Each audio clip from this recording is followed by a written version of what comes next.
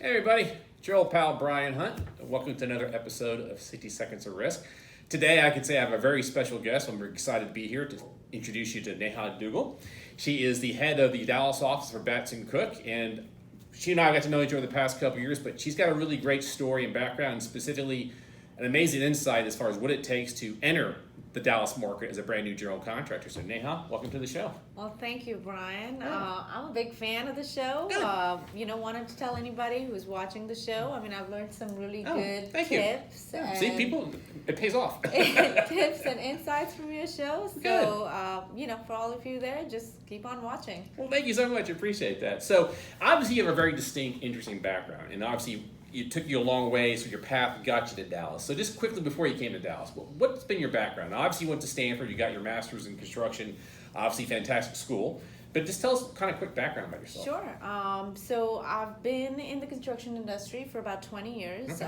My background, as a civil engineer, has been construction operations. So, I started as a field engineer and grew to basically running and leading large complex projects. Awesome. Ended up in Atlanta and found Batson Cook. Yeah. And worked on their commercial side, and then really moved on to the healthcare side of things. Now, my prior life, I knew about Batson Cook. It's a very sizable general contractor. And how big is it, would you say, nationwide revenue size? So nationwide, I think last year we did about $700 million in Okay. revenue. So it's a medium to large size Good. general contractor.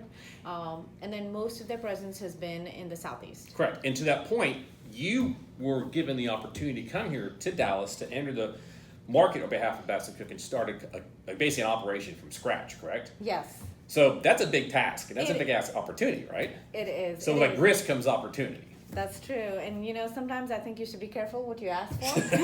True that. Right. But really, I moved here with my family in 2017. Okay. And, at that time I was still working for a client in Atlanta, a healthcare client. Okay. And sort of doing the back and forth between Atlanta and Dallas. And then as that project came to an end, I spoke to my leadership and asked them, I said, hey, how about we open an office here in Dallas. Now, what's interesting for us is, for the last 30 years, we had done work in Dallas. Mm-hmm. We had, brought teams from Atlanta to Dallas, done large sort of mega projects here, Come and go. but always coming and going, and never really planted a flag, Okay. in this market. And seemed like a great opportunity, and something I'd never done before. I'd led teams, led projects, but really never started an office. So, how else to do it in a new city, a new market, no office, no projects, I guess there's only one way out. So I was born and raised here, and actually we're talking from Irving, Texas. I was born and raised here, and so I saw the city grow. And I asked for your perception on this because people say Texas is an old school network, has been male-dominated industry over the years. And so you're coming in as a woman, as a minority, to a brand new area of the country you haven't operated in before. Mm-hmm. What were some of the surprises, roadblocks, issues you had to deal with in trying to establish Batson Cook here?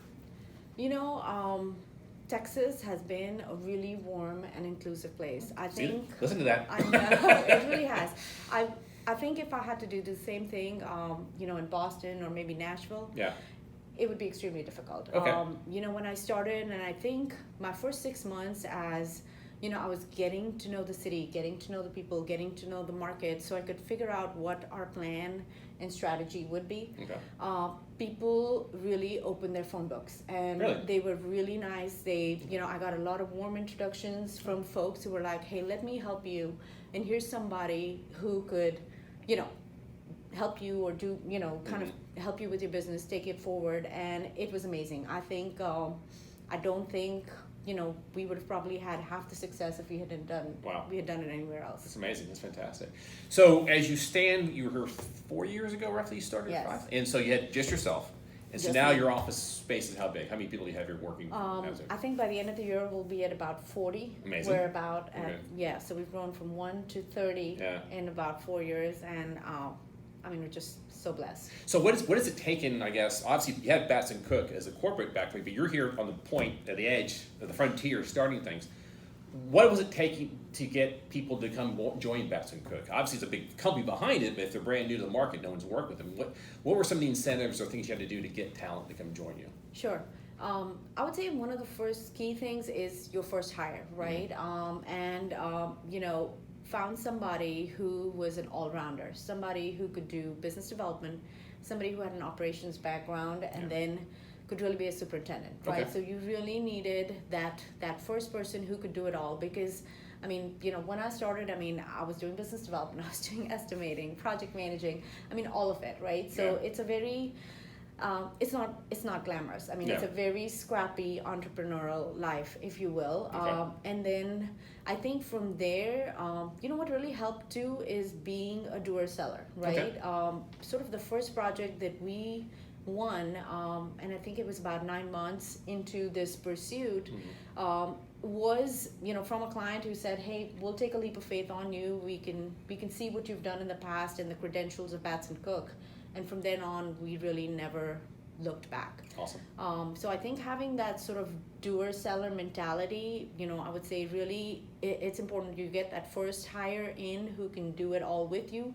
And then from there, I think we just organically grew. You know, if I look back at 2019, you know, we ended the year with like 4 employees, and then 2020, you know, we were at 10 or 11, and then 2021, it was, you know, it just grew by a few every year, and it wasn't this one big meaty $50 million project, you know. It was just a lot of little things that I think probably, you know, the old-fashioned, you know, sort of hard work, you know, little by little that built the business. But I think you know, that's probably the right way to do it. Because it sounds like even though you've got Batson Cook behind you, you're still having to prove yourself. And like any developer, they're going to want to work with people they trust and they know. So it might be a small project, even though you're Batson Cook, you still got to prove yourself in this market versus all the incumbents who have been there, right? You do, absolutely. And you're you know, I mean, I think one of my big philosophies is you're just as good as your last successful project, right? So you know,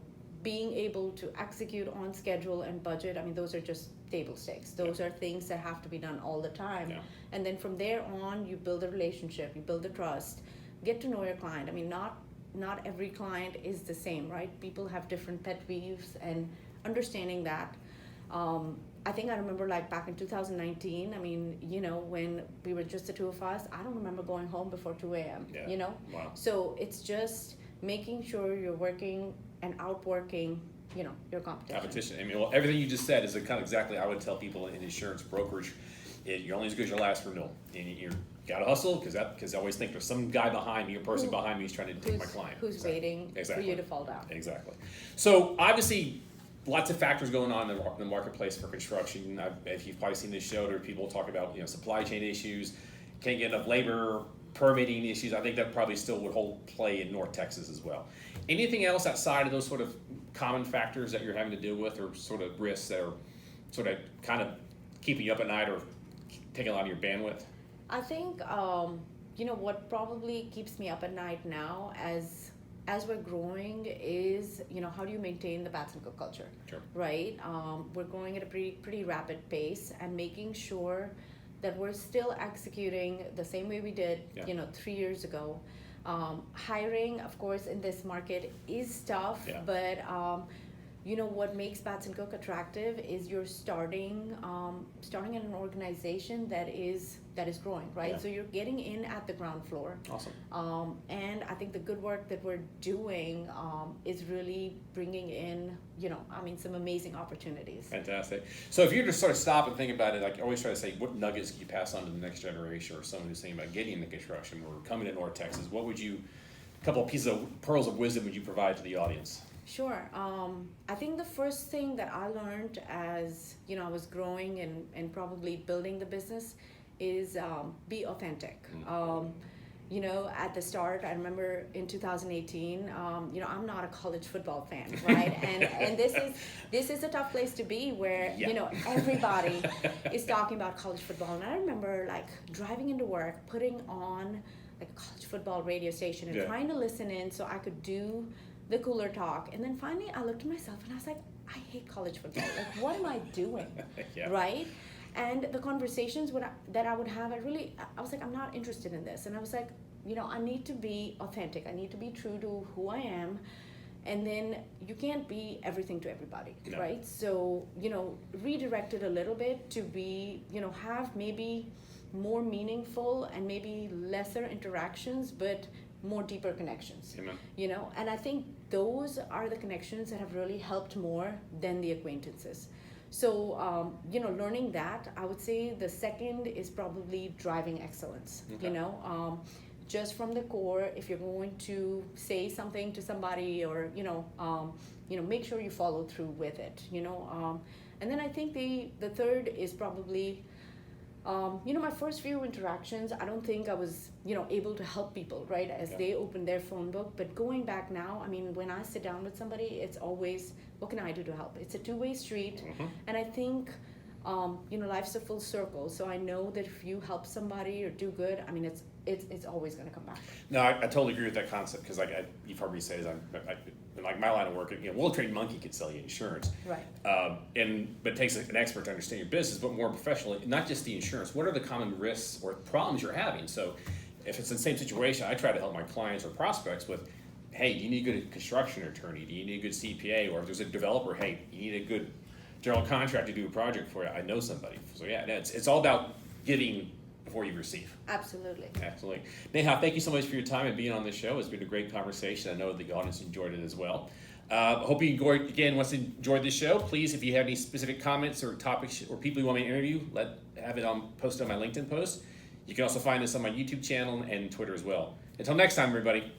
Bye. Thank you.